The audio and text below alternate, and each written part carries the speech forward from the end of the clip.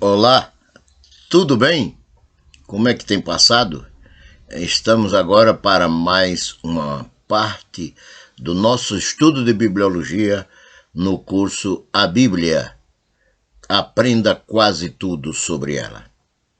Muito bem, esta é a última parte que nós estaremos estudando, que nós estaremos refletindo sobre a Bíblia Sagrada. Duas coisas principais estaremos refletindo nessa hora. Como ela chegou até nós, como a Bíblia chegou até nós, certo?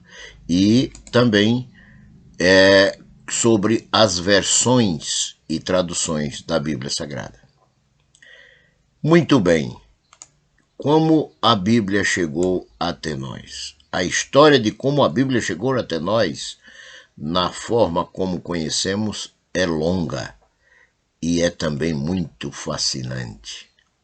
Ela começou com os manuscritos originais, ou autógrafos, como são chamados.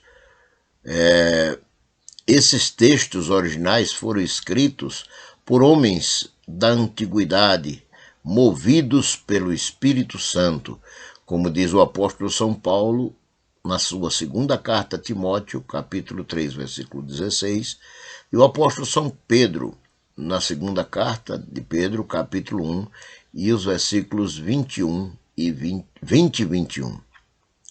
Muito bem, durante alguns anos, os céticos declararam que Moisés não poderia ter escrito a primeira parte da Bíblia, que nós chamamos de Pentateuco, os 5 primeiros livros, porque a escrita era desconhecida na época, ou seja, 1500 anos antes de Cristo. A ciência da arqueologia provou desde então que a escrita já era conhecida milhares de anos antes dos dias de Moisés. Os sumérios já escreviam cerca de 4.000 anos antes de Cristo. Moisés viveu cerca de 1500 anos antes de Cristo. Os egípcios, os babilônios, quase nesta mesma época, também conheciam a escrita.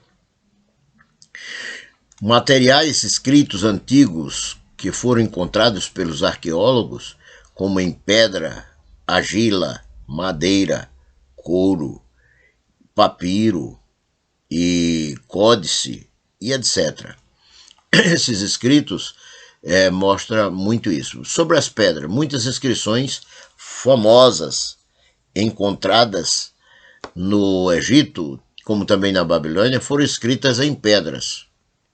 Deus deu a Moisés os 10 mandamentos escritos em tábuas de pedra, Êxodo 31, versículo 18, e também no capítulo 34, versículo 1 e o versículo 28.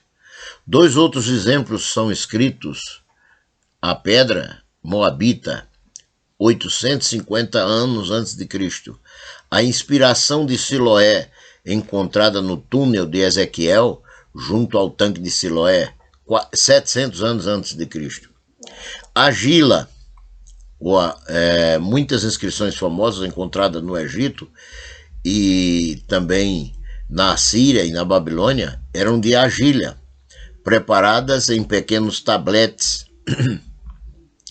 e impressa com símbolos ou forma de cunho chamado de escrita cuneiforme e depois assada em forno ou seca ao sol. Milhares desses tabletes foram encontrados pelos arqueólogos pelas pás e escavações deles nos sítios antigos, nos lugares históricos, foram encontrados pelos arqueólogos. Outra coisa que também é a madeira. Tábuas de madeira foram bastante usadas pelos antigos para escrever. Durante muitos séculos, a madeira foi superfície comum para escrever entre os gregos. Alguns acreditam que esse tipo de material de escrita é mencionado em Isaías capítulo 30, versículo 8 e em Abacuque capítulo 2, versículo 2. O couro, o Talmude judeu exigia que as escrituras fossem copiadas sobre peles de animais, sobre couro. É certo que o Antigo Testamento foi escrito em couro. Eram feitos rolos costurando-se junto às peles que mediam alguns metros. Alguns deles tinham 30 metros de comprimento. O texto era escrito em colunas perpendiculares ao rolo. Os rolos com 26 e 70 centímetros de altura eram enrolados em 1 ou 2 pedaços de pau. Enquanto enrolava um, desenrolava o outro para se manter uma certa distância, a distância do que se lia. Igualmente também temos o papiro. É quase certo que o Novo Testamento foi escrito sobre papiro, por ser este o material de escrita mais comum na época dos escritores do Novo Testamento. O papiro é feito cortando-se em tiras, secções bem delgadas, bem finas, de cana de papiro, empanando-as em vários banhos de água e depois sobrepondo-as umas às outras para formarem folhas. Uma camada de tira era colocada sobre a primeira e depois colocavam numa prensa a fim de aderirem umas às outras. As folhas tinham de 15 a 38 centímetros de altura e de 8 a 23 de largura. Os rolos de qualquer comprimento eram preparados, colocados juntos às folhas. Geralmente mediam cerca de 10 centímetros de comprimento, embora tenha sido encontrado rolos com até 47 metros de comprimento. Daí que vem o termo mais tarde de papel. Códice. O códice é um manuscrito de forma de livro em vez de ser em rolo, em torno do século I ou século II da nossa era. As folhas de material de escritas foram juntas ou juntadas em forma de livro, ao invés de reuni-las lado a lado para enrolarem em rolos. O códice era o mais fácil de ser transportado e tornou-se possível manter uma quantidade muito maior de escrituras num só lugar. Agora, quanto ao idioma da Bíblia. A Bíblia foi escrita originalmente em 3 idiomas básicos: hebraico, aramaico e grego. Essas línguas continuam sendo faladas em algumas partes do mundo contemporâneo. O hebraico é a língua oficial do Estado de Israel, o aramaico é falado por cerca de 400 de milhares de cristãos na vizinhança da Síria. O grego, embora muito diferente daquele do Novo Testamento, é o idioma falado pelos gregos hoje. Chipre e algumas áreas da Albânia também falam o grego. Manuscrito. Definição do que é manuscrito. Vamos definir? Manuscrito, como é usado hoje, está restrito àquelas cópias da Bíblia feitas no mesmo idioma em que foram originalmente escritos. Na ocasião em que a Bíblia veio a ser impressa, 1455 da nossa era, havia mais de 2.000 manuscritos nas mãos de certos letrados. Numa era, nenhuma daquelas era completa.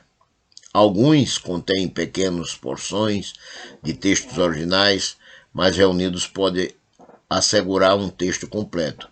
Existe cerca de 4.500 manuscritos no Novo Testamento. Esse número é significativo quando se considera que os eruditos tendem a aceitar 10 ou 20 manuscritos de escritos clássicos a fim de reputar genuína uma obra. Virgílio, por exemplo, viveu e escreveu por volta da época de Cristo, não restou nenhuma original de suas obras. A primeira cópia do seu trabalho data, na verdade, de 300 anos da nossa época, ou seja, 300 anos depois da morte de Virgílio. Todavia, se caso seja necessário encontrar 10 ou 20 manuscritos de acordo com os letrados, a obra será aceita como autêntica. Os manuscritos foram naturalmente feitos à mão, como diz o próprio nome, manuscrito. Classificação dos manuscritos estão divididos em duas classes. Primeiro, unciais e segundo, cursivos. Unciais, que vem do latim uncia, polegada, são assim chamados por serem escritos em grandes letras maiúsculas sobre o velino delgado. Trata-se de um manuscrito mais antigo. Os cursivos vieram mais tarde, os escritos cursivos, que receberam este nome por serem escritos com letras cursivas, ou seja, à mão. Datam do século X ao século XV da nossa era. Os 4.500 manuscritos existentes, cerca de 300 são unciais e o restante são cursivos. Não fosse a ordem de Diocleciano para destruí-los no ano 302, haveria um número muito maior dele. Mas 300 unciais existem hoje, cerca de 200 são manuscritos copiados velinos, que datam do século IV ao século IX da nossa era. Além desses, há cerca de 70 cerâmicas fragmentadas conhecidas como ostracos. Nome feio, né? Ostracos. E eram muito usados na antiguidade como material de escrita. Cerca de 30 delas foram encontradas contendo porções das escrituras sagradas. Esses papiros ostráculos só recentemente vieram ao conhecimento de todos e serviram para aumentar o nosso conhecimento do texto do Novo Testamento. Sobre as versões. Depois dos manuscritos, a próxima forma mais importante de escritura que dá testemunho da sua antiguidade são as versões. A versão é uma tradução do idioma original de um manuscrito em outro idioma. Existe um número muito grande de versões, mas apenas algumas serão consideradas como exemplo disperso através dos anos até hoje. Por exemplo, a primeira delas é a Septuaginta. A versão da Septuaginta é a mais importante, por sua data antiga, por sua influência sobre as outras traduções. A versão Septuaginta é uma tradução do Antigo Testamento hebraico para o Antigo Testamento grego. Foi iniciada cerca de 200 anos antes de Cristo e terminada no ano 180. Portanto, levou cerca de 20 anos para ser concluída, sendo provavelmente a mais antiga tentativa de reproduzir um livro de um idioma para o outro. A Septuaginta é o documento bíblico mais antigo que possuímos. E a palavra Septuaginta significa 70. A abreviação desta versão é LXX, em romano, conforme você pode encontrar escrito no seu e-book A Bíblia Aprenda Quase Tudo.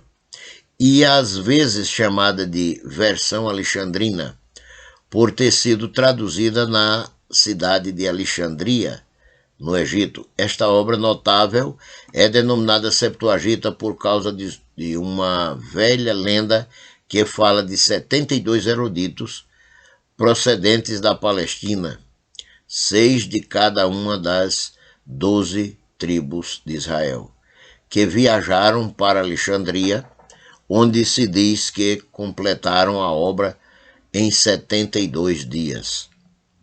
Segundo a história, os eruditos ficaram separados uns dos outros, colocados um ou dois em cada cela, e quando se compararam suas traduções, todas eram idênticas. O Pentateuco constituía a melhor parte dessa tradução.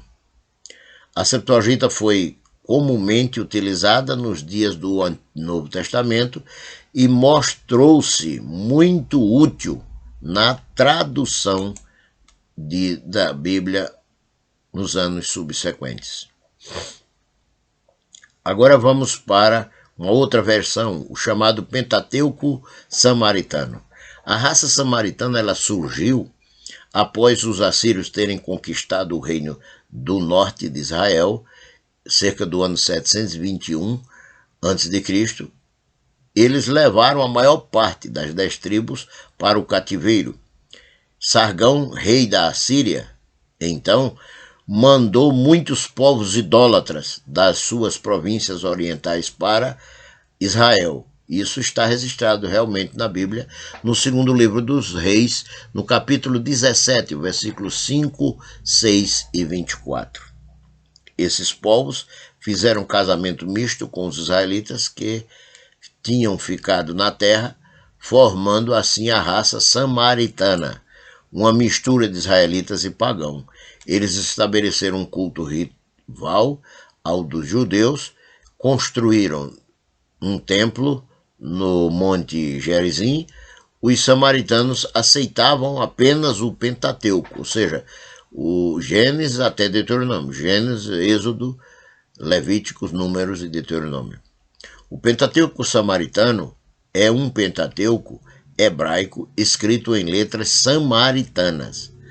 A data em que foi escrito foi de cerca de 430 anos antes de Cristo, segundo também podemos, em segundo livro do Reis, capítulo 17, o versículo 26 a 28, nós podemos ler a respeito de um sacerdote dentre os judeus, cativo na Síria, sendo mandado de volta a Samaria para ensinar o povo.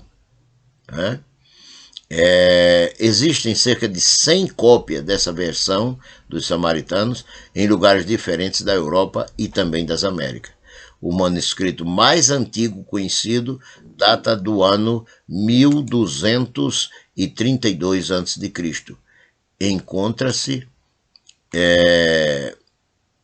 na Biblioteca Pública de Nova York, em Nablus, antiga Siquém, em Israel, e encontra-se um rolo samaritano que parece muito antigo, também lá em Israel, em Siquém. À medida que a mensagem do cristianismo foi se difundindo para além da Palestina, a necessidade de traduções das escrituras para os idiomas daqueles que estavam sendo evangelizados tornou-se evidente. Temos, assim, diversas versões, apesar de que somente algumas dessas versões serão examinadas, comparadas aos manuscritos. Seu valor é secundário, mas elas são de alguma ajuda para a compreensão do texto original. Vejamos algumas versões siríacas. O siríaco antigo, o idioma siríaco, era a principal língua falada nas regiões da Síria e também da Mesopotâmia. É quase idêntico ao aramaico hebraico. Só se soube de sua existência há pouco mais de 100 anos. Existem 2 manuscritos principais destas obras siríacas. O siríaco curetônio, que é uma cópia do século V dos Evangelhos, consistindo em 80 folhas, recebeu este nome em honra ao Dr. Curetan, do Museu Britânico, que o editou. E o Siríaco Sinaítico foi descoberto no monastério de Santa Catarina, no Monte Sinai. É um paliptesto e só 3/4 dele pôde ser decifrado até o momento. A data designada é o século IV ou início do século V. Depois vem a Pesita. A palavra Pesita significa simples ou comum, sendo então conhecida como Vulgata Siríaca ou versão autorizada da Igreja Oriental. Ela vem sendo utilizada desde o século V da nossa era e contém o Novo Testamento inteiro, com exceção de 2ª Epístola de Pedro e a 2ª e a 3ª de João e Judas e o Apocalipse. Existem cerca de 250 manuscritos desta versão. Agora vamos refletir sobre as versões latinas. O latim antigo, em primeiro lugar, depois vamos ver sobre a Vulgata Latina, a famosa Vulgata Latina. O latim antigo, é interessante notar que a primeira Bíblia em inglês foi baseada no latim. Reporta-se a uma data muito antiga, cerca do ano 150 da nossa era. Existe cerca de 20 cópias dessa versão do latim antigo. Tem grandes importância como testemunho da autenticidade do texto bíblico por causa de sua antiguidade e sua fidelidade ao texto que traduz. A Vulgata Latina, Vulgata significa comum ou corrente. Então é o latim comum ou latim corrente. Esta é a grande versão da Bíblia em latim, devido aos inúmeros erros dos copistas das versões do latim antigo. Damaso, bispo de Roma, obteve os serviços de Jerônimo para produzir uma versão, uma revisão, como norma autoritária para a Igreja de fala latina. O trabalho foi feito em Belém. O Novo Testamento, nos anos 382, verifica a data, porque não temos muita certeza dessa data. O Antigo Testamento entre 390 e 405 da nossa era, certo? É praticamente impossível superestimar a influência da Vulgata de Jerônimo sobre nossas Bíblias. Por mais de 1000 anos, toda a tradução das Escrituras na Europa Ocidental foi baseada na Vulgata Latina de Jerônimo. A Vulgata veio a ser a Bíblia oficial da Igreja Católica Romana, continuando a sê-lo até o dia de hoje. A Bíblia Católica Romana em inglês é, na verdade, a tradução de uma tradução, ou seja, é a tradução da Vulgata Latina, não sendo, como a Bíblia protestante, uma tradução da língua grega original, depois da invenção da imprensa, 1450 da nossa era. A Vulgata foi o primeiro livro impresso em linotipo móvel, 1455 da nossa era. Quanto à crítica bíblica, a alta crítica, existe dois tipos de crítica bíblica enquadrados no tipo da introdução à Bíblia. O primeiro tem sido geralmente chamado de alta crítica e o segundo, a crítica histórica, estando ligado ao exame de vários livros da Bíblia do ponto de vista de sua história. Por exemplo, tanto da idade quanto da autoria, da autenticidade do cânon. Trata-se de sua origem, preservação, integridade, mostrando seu conteúdo, caráter geral e valor. É uma disciplina que vem ajudando muito na comprovação de um cânon genuíno das Escrituras. Algumas vezes, a expressão alta crítica tem sido considerada extremamente prejudicial por uma atitude adequada e reverente para com as Escrituras Sagradas. Isto se aplica quando os eruditos perderam de vista a inspiração da palavra de Deus e substituíram por sua própria atitude de ceticismo e incredulidade. Também existe a crítica menor ou baixa crítica, como é chamado. O segundo tipo de crítica é referido como crítica menor, tem como objetivo verificar a palavra exata dos textos originais da Bíblia. Seu modo é reunir e comparar os manuscritos, versões e citações antigas das Escrituras, determinar a leitura correta de cada passagem duvidosa. Finalmente, a evidência para textos bíblicos. O crítico bíblico sincero utiliza-se de 3 fontes principais de evidências para determinar são das palavras exatas, as mais próximas dos manuscritos originais. 2 delas já foram mencionadas, os manuscritos e as versões. Uma terceira fonte valiosa precisa ser considerada, os escritos dos primeiros pais da igreja. Muito bem, sobre essa questão dos pais da igreja, esses homens foram chamados pais da igreja, que é um sinônimo de mestres. Foram os grandes líderes, os grandes teólogos, professores eruditos dos primeiros séculos depois de Cristo.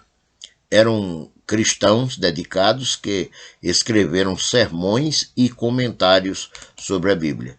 Eles defendiam ardentemente a fé contra as incursões pagãs nas Sagradas Escrituras e na vida cristã de um modo geral. Alguns dos nomes mais conhecidos de um grupo de cerca de 200 homens, segundo consta, durante os 7 primeiros séculos, são, entre eles, Clemente de Roma, Hermas, Inácio, Policarpo e outros. No período de 150 a 325 da nossa era, tem Justino, Marte, Irineu, Clemente de Alexandria, Orígenes, Tertuliano, Cipriano e Tatiano. Do período de 325 em diante, temos Eusébio, Atanásio, Jerônimo, Agostinho e outros. Estes homens citaram livremente a Bíblia, não só mencionando todos os 27 livros do Novo Testamento, mas cada versículo desses 27 livros do Novo Testamento. Muito bem, sobre o rolo do Mar Vermelho, ou do Mar Morto, é muito conhecido essas questões, os papiros também, e estão aí no seu e-book. Nós vamos avançando aqui, né? E queremos chegar aqui nas declarações estimulantes. Por exemplo, as doutrinas da Escritura. Qualquer que seja a variante da leitura descoberta pelos críticos textuais, é um fato reconhecido que nenhuma delas, de maneira alguma, altera a doutrina de fé cristã. Quanto à pureza do texto, Westcott, Hort, Yeran, Abbott, Philip, Schacht e tantos outros avaliaram com cuidado a evidência e concluíram que o texto do Novo Testamento é mais de 99% puro, ou seja, é 100% puro. Assim, nós concluímos aqui esta aula e concluímos também aqui o curso A Bíblia, aprenda tudo ou quase tudo sobre ela, que é a matéria de bibliologia. No seu e-book há uma orientação para que você possa entrar, pedir lá a sua avaliação, fazer a sua avaliação e até mesmo já saber a sua nota, como também as referências bibliográficas em que você possa estar confirmando e melhorando os seus conhecimentos sobre a Bíblia Sagrada. Também tem uma página no final de avaliação de Bíblia, como sendo um exercício inicial para você tirar uma boa nota na sua avaliação pela internet. Você também poderá imprimi-lo, responder e enviar pelo WhatsApp a foto dessa página respondida. Aqui, então, encerramos o curso A Bíblia, né?